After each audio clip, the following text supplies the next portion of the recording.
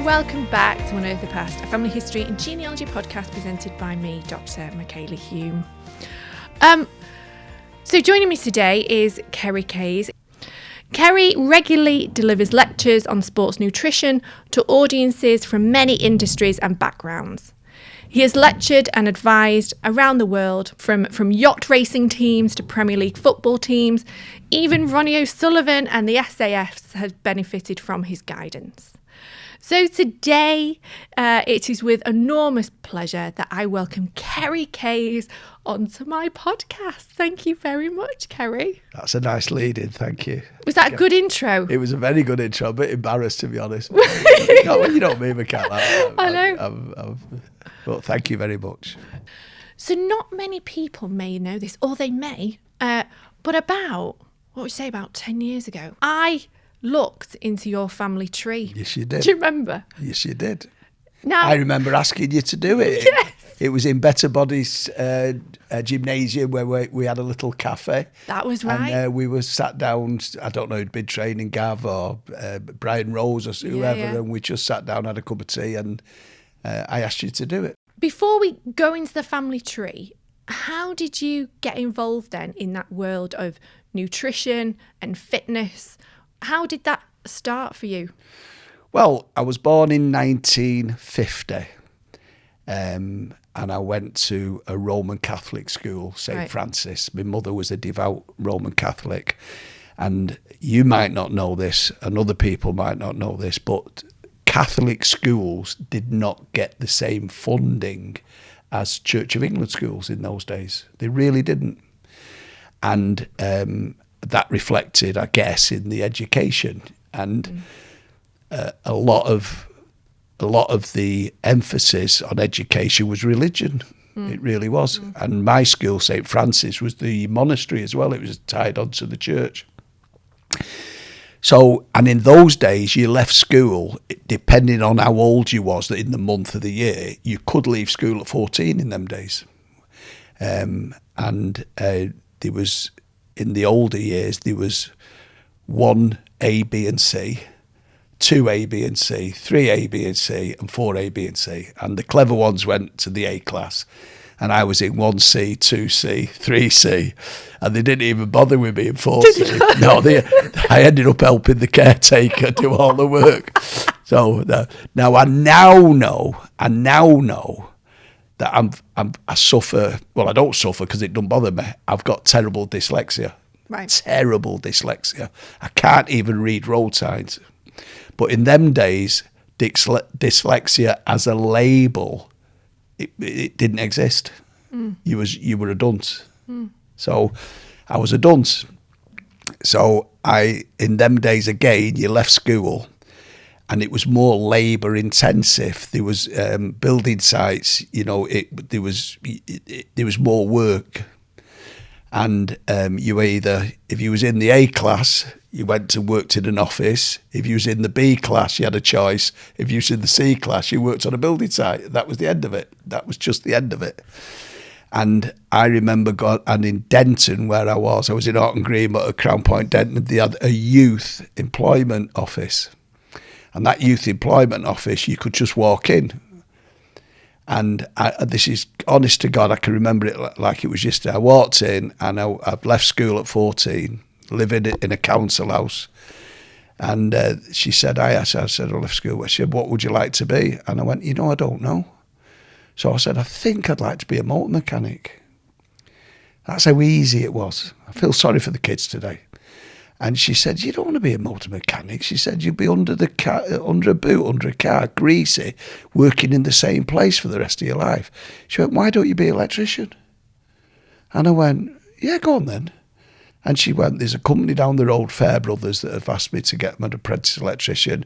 And she sent me down and I had an interview. I'll tell you his name, Tommy Scholes, God rest his soul. And he said to me in the interview, don't forget, I can't read or write, so I've got no qualifications. And he said to me, have you always wanted to be an electrician? And I went, no, I wanted to be a mechanic. That's how stupid it was. And he went, oh, well, he said, it is your lucky day. And he just gave me a job and I became an electrician, just like that. And then, I worked on building sites all over the country. And that was the start of my career, if you like. So then to get into the fitness world, I worked in Piccadilly Gardens, and it was 7th Avenue Fashions, and it was a new clothes shop from a gentleman from Liverpool, and we were doing all the lights.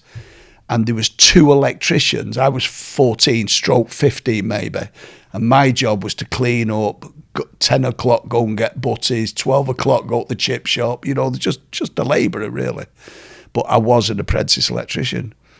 And there was a kid called Brian Harrison and Ted Fowler, and they were bodybuilders. Right. And you got to remember, there was only BBC One and ITV. There was no internet. There was no magazines. And there was these 2 bodybuilders. And to be honest, if I probably looked at them today, they probably wouldn't impress me. Right. But at 14/15, we'd never seen them. I couldn't believe it. They were like supermen. And obviously I was asking questions, and I was getting the food at 10 o'clock, 12 o'clock, 3 o'clock. And they trained at a gymnasium in Levenshulme called Sunfizz. And they went, come along with us. So I started going to the gym with them at 14, and that's how I started my career in the fitness industry. That's how it went. Were your parents or were they into fitness, Kerry? Was this completely new? Did it just start Nobody with was you? into fitness. No. Nobody was into fitness. So were they rare, them 2 blokes? There was 2 gyms in Manchester. Yeah. There was the YMCA, which I'm sure you know of, the wrestling, and there was this little shop called Sunfizz, and it was above a cake shop. And to my knowledge, that was the 2 gyms in Manchester. So nobody was into fitness.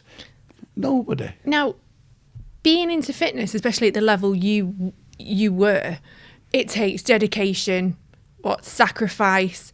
You can't be having the same foods that maybe your mates are having because, you're competing or whatever. So all those characteristics that you need, like perseverance, dedication, sacrifice, were those traits, I know like you said you suffered with dyslexia, but were those traits already in you then, Kerry? Like to keep it going and to achieve what you achieved in that? That's a real good question, that. And you've actually made me do a bit of soul searching, because you're right, you've got to be dedicated, disciplined, and most athletes love a routine. Most athletes love a routine. And they talk about when they retire, they go to pot, they go to pieces. It's because they've lost the routine. It's as simple as that. And if they can keep a routine up in retirement, they'll do a lot better.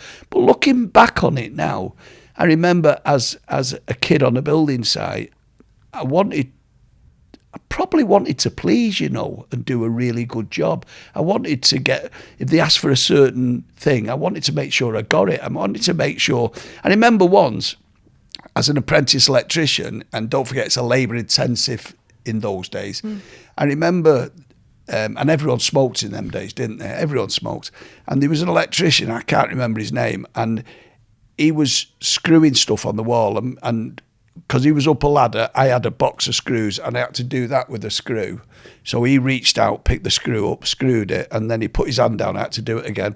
And I was daydreaming, so I just put my hand on the step ladder. I was looking at something, and he just stubbed his cigarette out on my hand. In other words, wake up. You wouldn't get away with that now, would you? Well, you wouldn't get away with that. But I remember, so it was like, that taught me a lesson. So I wanted to please. I wanted to do things. I'll pick the ladder up. I'll carry it. I'll get up there. I'll get up there. So, yeah, I think I had a good discipline and a good work ethic. And I think if you've got a good work ethic, you'll be a good worker on a building site, but you'll also be a good worker in a gymnasium, won't you? So in terms of the fitness then and the bodybuilding, obviously you do very well in that. You become, I think, is it British champion? You become bodybuilding.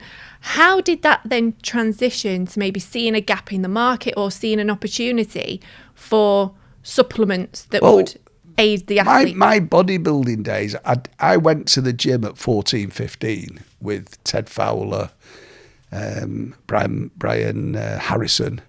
Met good friends, Alf Wemman, Frank Ogden, good people. I still see them now. But I slipped off the discipline of training when I ended up look, in those days, men like my dad were very strong, hard men, and corporal punishment was just absolute normal.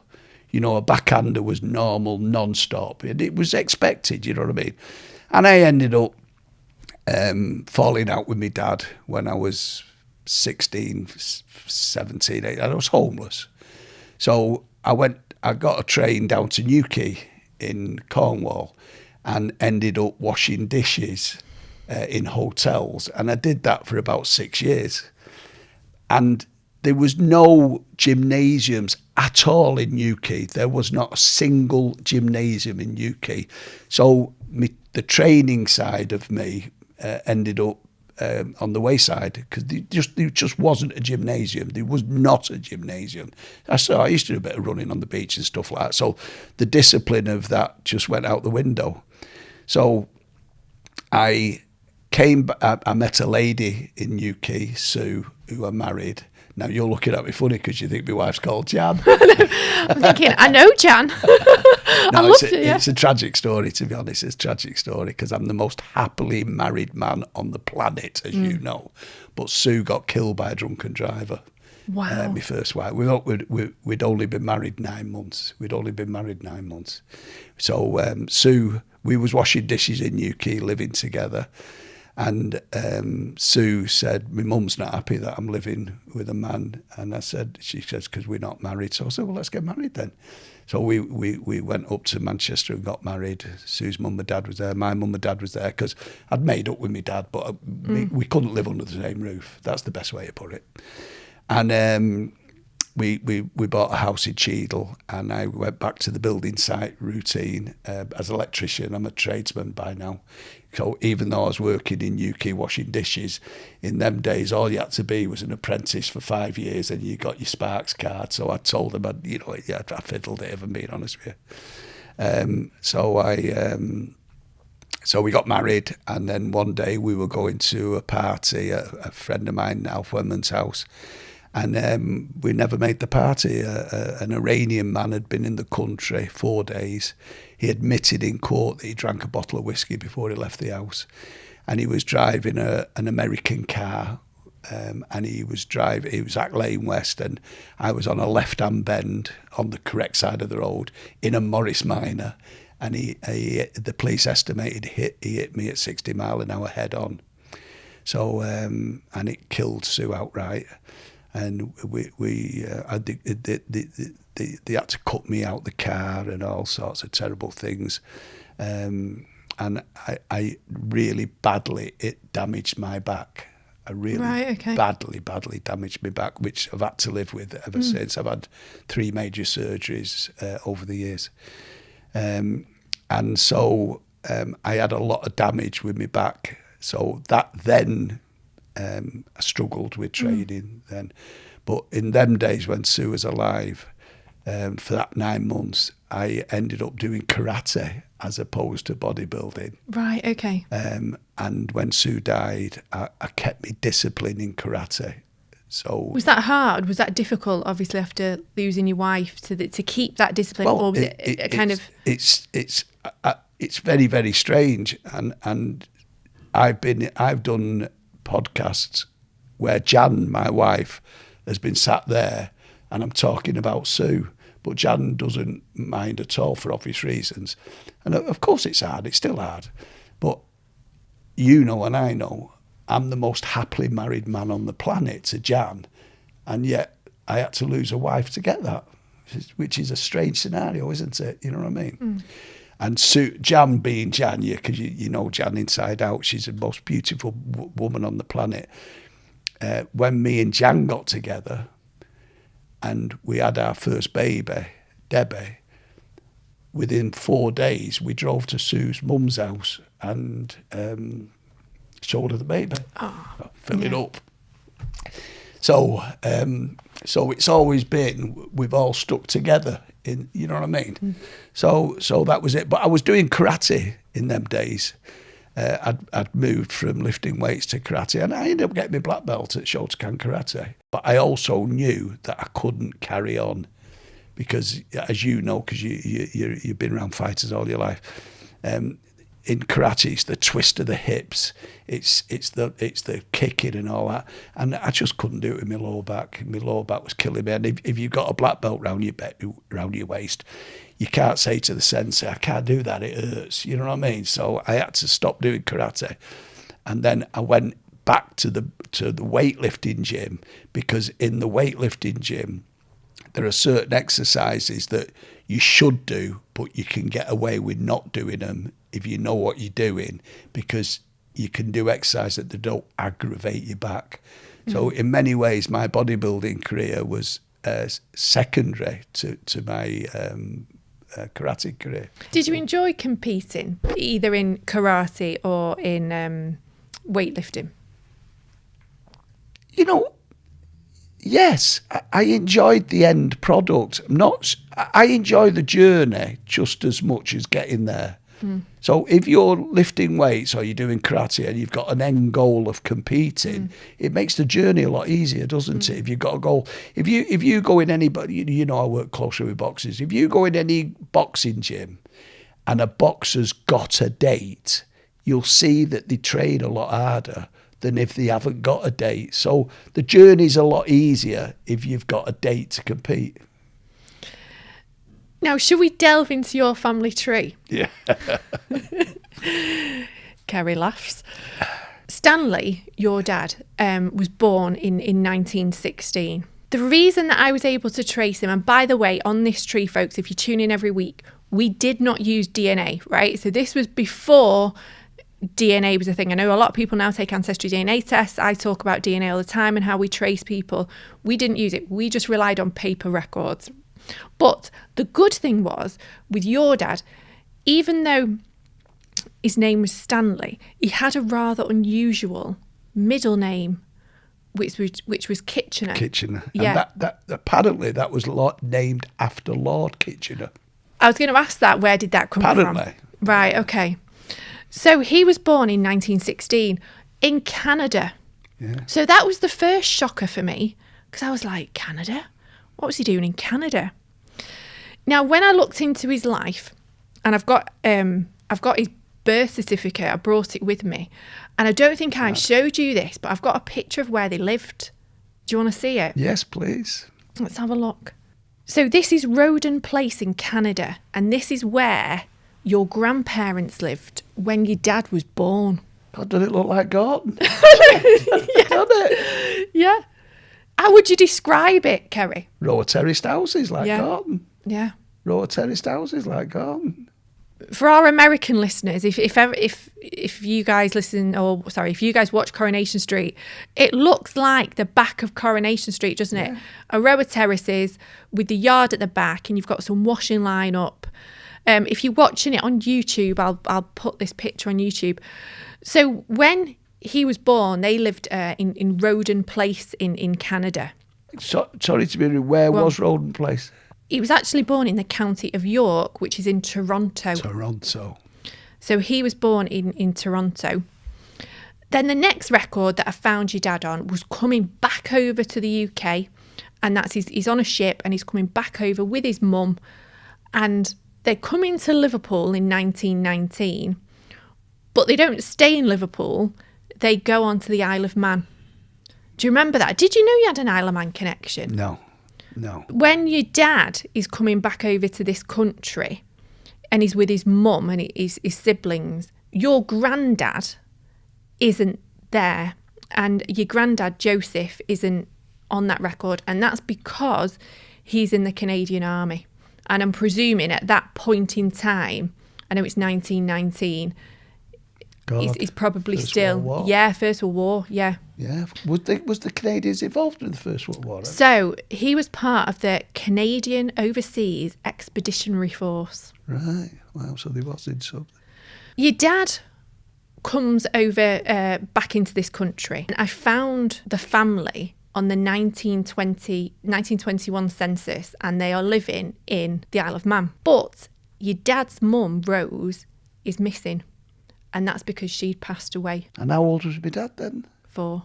Wow. 4. Now, I don't know why, but then your dad and his dad, your granddad, moved to Manchester. And I don't know why they moved to Manchester. I don't know whether they ever said, but at the beginning of the 1920s, they moved to Manchester. Does that seem to fit with what you knew? I knew nothing. On my children's life, maybe they did, by the way, sorry, maybe they did, and I've forgotten, but I doubt it. There was no talk in my household, my mum and dad's household, of the past. There never was. I'm guessing one of the reasons I found out when you dropped the bombshell. But I don't ever remember any talk of the past on my dad's side. I remember my mum's side because the school holidays, we used to go back to Galway, which everyone did, and stay at my grandma's house, you know what I mean? And it was you couldn't fit in. Yeah. You couldn't fit in. Yeah. So I know that in the 1920s, for whatever reason, your dad and your granddad and the siblings moved to Manchester. I know that because in 1927, your granddad passes away. And his occupation at the time is a motor car mechanic. Really? Something that I think you wanted to be at one point. God. And guess what he died of? Go on. A bad back. Stop it. Wow. So he died of an injury to the spine that he received during the war. My God. I can see some That's parallels. Shocking, that. He is a motor mechanic. He's also getting an army pension from Canada.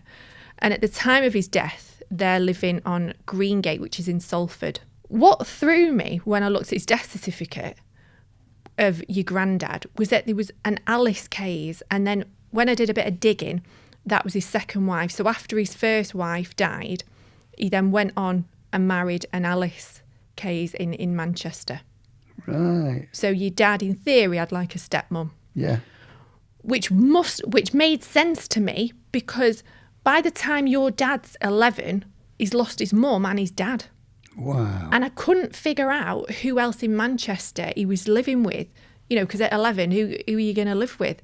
So I'm presuming that the kid stayed with the stepmom, which was Alice. Obviously then, I wanted to know a bit more about your dad when he got to, past his teenage years.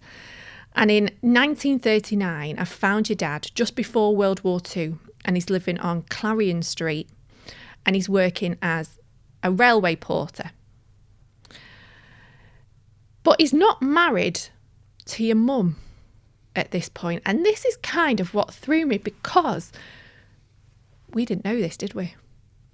We had no idea that he'd been married before. And more importantly, Kerry, you had no idea that you had two half-sisters. None. What was that like when I told you that? Well, I think we were all shocked. You didn't know how to tell me, did you? You didn't know how to. But for your viewers, I don't know whether you, but some of your viewers will. My mum, Bridie, was a devout Roman Catholic. She in the Catholic faith, you've got to go to church every Sunday. My mum went every day. Now, in the Roman Catholic faith, you cannot get married if you've been divorced. So clearly my dad knew that and didn't tell my mum. So that's why none of us knew. So it must have been a very, very dark secret.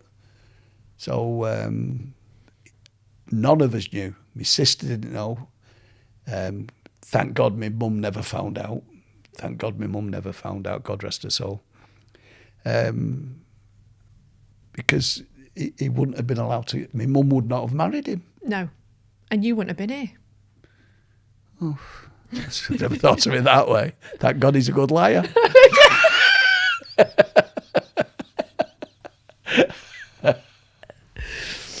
Oh, God. So, your dad was obviously married and had these two half-sisters of yours. Yeah. Then my mission was to try and find out, wasn't it, what happened to these two half-sisters. It became pretty clear when I was doing the research that these half-sisters were not in Manchester. And what I did, I found that their mother, his first wife, a lady called Mary Ann Hamilton, had remarried. And after she remarried, they all moved to Canada. Again, we've got this Canadian connection. Right. So my sisters were born in England. So they were born in England, Right. but then moved to Canada, which is where we tracked them down to. Do you remember? Yeah, I remember you tracking them down in Canada, but I didn't know the timeline. Did it make you think any different of your dad when you found out he'd had this like other life before your mum? No, honest to God, it didn't, because unfortunately, my dad was the distant past. You know, my dad died a long, long time ago. I hate to say we were never that close, but I don't believe families were as close as they are today. It was hard times, you know. My mum was a beautiful, beautiful, beautiful human being, and my dad was just a real hard case. And I remember, and I shouldn't say this because it sounds as if I'm disrespecting him, but I'm not. I promise you I'm not, because it was normal. I can remember my dad taking his belt off to beat us. And I can't see what possible I'd done wrong. I can't see how I could take my belt off to my son. And I can't think what he could possibly do wrong to warrant that. Does that make sense? Yeah. So, but it was normal. It was normal. So when you came out with those revelations, couldn't get it out then, it was just, well, that's my dad. You know what I mean? That's my dad. You know what I mean? Do you think losing his mum and dad at such a young age, to lose them both by the time you were 11, do you think that affected maybe the way he was then with you? Because maybe, well, you know, I don't know that it reflected the way he was with me, but the reality is it must have been horrific for him, because I can't see there being the support system there is today. Do you understand what I mean? So it must have been almost Oliver Twist days, mustn't it? If you think about it, it must have been horrific. You know. now I always, sorry to be rude, I always remember my dad thinking I was a softie. And you know some very strong men. And I think strong men can be very strong and can be very sensitive. They live into emotions, don't they? And I'm very sensitive. 2-3 times a week I'll cry. I really do. I'm a very sensitive person. And my dad, as all men in them days, misunderstood that for you being softy, you know what I mean? And you know a lot of strong men are very sensitive, you know what I mean? So I think my dad always, I'm going to say, I think my dad was always disappointed with me. That's the impression my memory gets. That's the impression my memory gets. I think if he was here now looking at your life, I don't think he'd be disappointed in you. No, and if there was a time machine, I'd love to show my mum and dad what I've achieved. But I'd love to show the teachers at school what I achieved. Yeah. You know what I mean? Yeah. Your granddad, Joseph, your dad's dad, if we just stay with that a minute, he was born in Boston, in Massachusetts. Wow. In 1891. And Ricky's first ever fight. yeah, Ricky Hatton. Yeah. Colazzo. Were you there then for that one, Kerry? Yeah, I was in the Were you corner. there? Were you? I was in the corner. Now, during your granddad's lifetime, he would live in Boston, London, Glasgow, Barrow in Cumbria, the Isle of Man, and Salford. God, was there a traveller in him? Was there a gypsy in him, do you think? I have no idea, but he moved around a lot. And when I looked at his military record to what, you know, for what he did for a job, especially when he lived in Canada, it looks like that he was like a truck driver. When I say trucks, I mean that very loosely speaking. The definition today is trucks. Back then it would have been like carts, you know, like a horse and cart. Lorries, type. they called it. Yeah, horse and cart. Well, either that or he was a villain and he kept having to go on the move. Well, I wasn't quite sure whether he was on the run. That's what I mean. I thought this makes an interesting story. I mean, I couldn't find that he was on the run, but let me tell you, he moved around a lot. Now, his parents, his dad, John, was a blacksmith from Northern Ireland, and his mum was also from Northern Ireland. She was from Antrim. Wow. In 1891, when I find your granddad Joseph, he's living with his parents just off the main high street in the Isle of Man. So there's definitely this sort of Isle of Man connection in your side of the tree. Now, in 1903, your granddad Joseph marries Rosanna Gibbs in London. And the Gibbs side of your tree are all from London. And it's in 1911 that your grandparents leave the UK for Canada to basically start a new life. I've got a picture of where your great-grandparents lived in London, if you want to see it. Yeah, please. So this is Collingwood Street, which is where they lived. God, it's the same thing again. It terraced houses, except the street was narrower because there was no vehicles. Now, you're looking at them houses. I can tell you that your family actually lived, some of these were 3 stories, and they just lived on a floor. Wow. In one of those houses. So there'd been a family in the basement, a family as you walk through the door, and then a family on the first floor. He was a shoemaker. And if we go back a step further, so that's your great-granddad's a shoemaker. If we go back even further on that side, he was a provision dealer. What I always found interesting, though, about your tree is how much they moved and how you're not really from one place. Yeah, there's the Isle of Man in there. But as I mentioned, you know, your tree stretches far and wide. On both sides, we end up back in Ireland.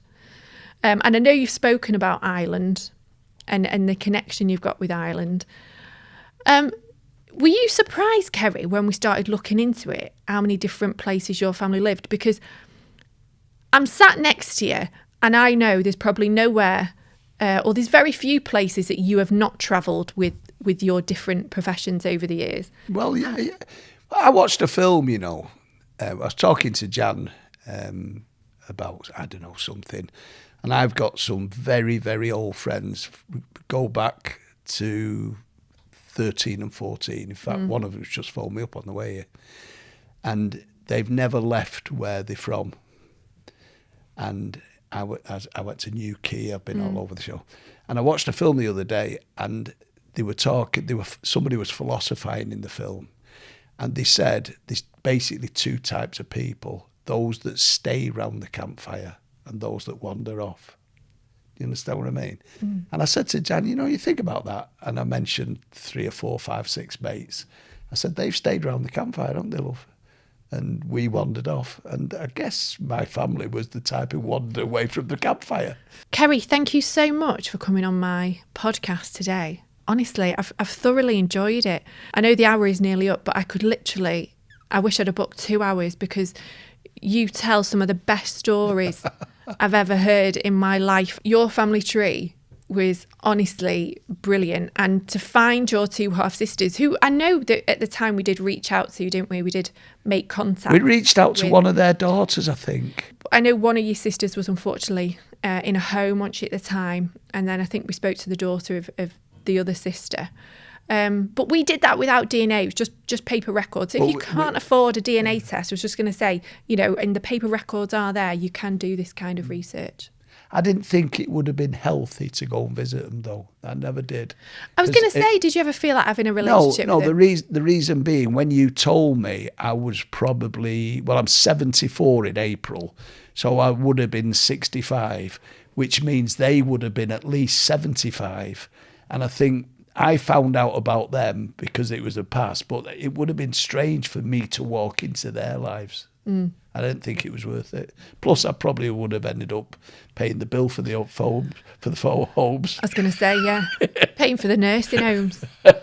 Kerry Kayes, thank you so much. It's been a pleasure. Thank you. Thanks for having me. So that is it then for this week's podcast. A huge thank you to the legend that is Kerry Kayes for coming on and speaking to me about his family tree, and in particular talking about finding his 2 half-sisters. Thank you so much, as always, for listening. You know, I couldn't make this podcast without you. I literally couldn't. And a huge thank you to this week's sponsor as well, the lovely Whitney Antiques. Thank you so much for sponsoring this episode of the podcast. So, as I always say every week, have a really good week researching, folks. Keep your comments coming in. Keep sending me messages. I must apologise because I've not actually got through last week's messages, but I'm going to try and do it over the next couple of days. So if you've reached out to me, I will get back back to you, I promise. Don't forget, I do put these podcasts on YouTube. It's normally a few days after the podcast has been released, so keep checking out my YouTube channel, which is just Unearthed the Past podcast. So I hope you enjoyed this episode, and I shall see you again next week. Take care.